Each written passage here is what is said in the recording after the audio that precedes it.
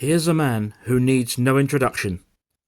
Winston Churchill, Britain's indomitable wartime leader and one of my personal heroes. Over the past several years, I've collected a number of items relating to him, and in June 2024 I purchased this in an auction. I could tell that it was something interesting, comprising one of Churchill's letters and an accompanying photograph, which we'll look at more closely in a moment. But it also led me to two other stories. So in this, the first of two videos, I would like to share with you the short and tragic story of Gillian Maturin, Churchill's forgotten private secretary. Let's begin by looking at the item itself. Firstly, there's an original letter from Winston Churchill, signed by his private secretary and dated 1955.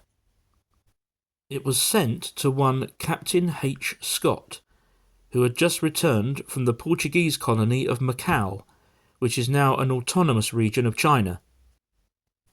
Whilst there, Captain Scott had taken a photograph of the grave of one of Churchill's ancestors, and the correspondence relates to that. It is therefore most likely that it was Captain Scott himself who had Churchill's letter to him professionally framed, along with a copy of the photograph to which it relates.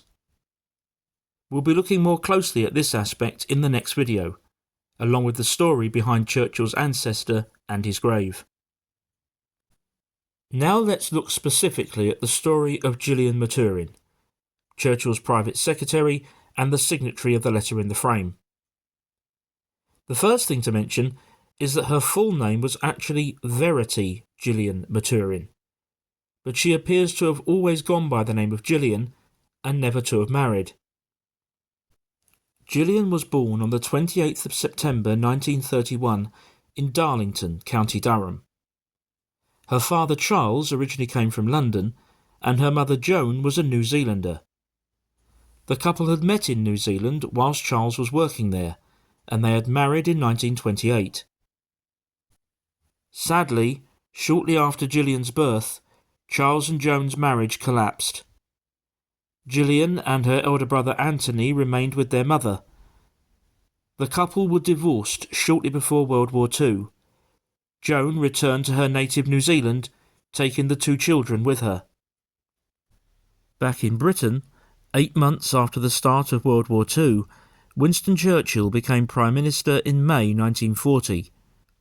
It was a post he would hold until 1945, and again from 1951 until 1955. During the war, having had previous Air Force experience, Gillian's father was recalled to the RAF. He appears to have served with some distinction, eventually rising to the rank of squadron leader. However, it was during the mid-1950s, around the time of Winston Churchill's resignation as Prime Minister for the last time, that a degree of mystery comes into Gillian's story. When we think of Churchill's private secretaries, of which there were many, this man is arguably one of the most famous, John Colville, known as Jock. As was customary, he was already known to Churchill before taking up his post. Gillian's connections with Churchill, however, are tenuous at best, and there's no clear reason as to why she returned to the UK in the 1950s and became one of Churchill's private secretaries in 1955, still aged only 24. What we do know, however, is that she remained with Churchill for over 3 years, and he must have valued her services. At Christmas 1957, for example, he presented her with this collection of his wartime speeches, writing this inscription to her on the front page of the first volume. Sadly, not long after this, Gillian's mental health began to go into decline.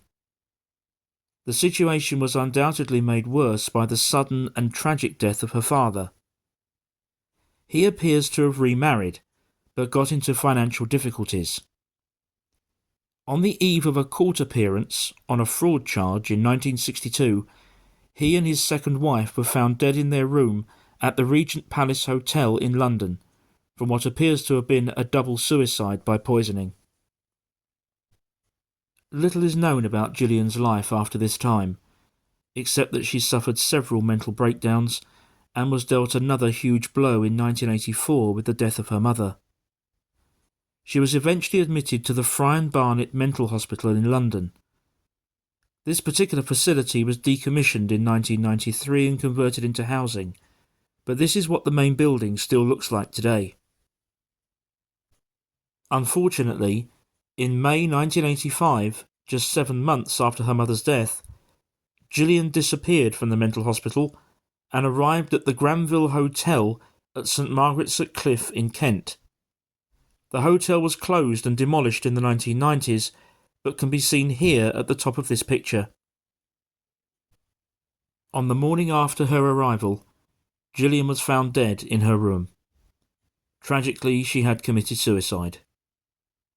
Her body was taken back to New Zealand and buried in a family plot that also includes her mother, here at the Avonside Anglican Cemetery. This is the family grave, from Gillian's maternal side, Harper. The later plaque shows both her full name and that of her mother, Theodora Joan Maturin and Verity Gillian Maturin. As you can see, she was still only 54 years of age. In my personal collection, I will remember Gillian's story alongside Churchill's own, and I hope that this video has gone some way towards restoring the memory of this remarkable lady who worked for one of history's true giants. As I mentioned earlier, in the next video we will take a closer look at the photograph in the frame and explore the story behind that. For the moment, do please subscribe to the channel if you haven't already done so, and also please take a look at some of the other history videos that are available. Thank you very much indeed for watching, and I'll see you next time.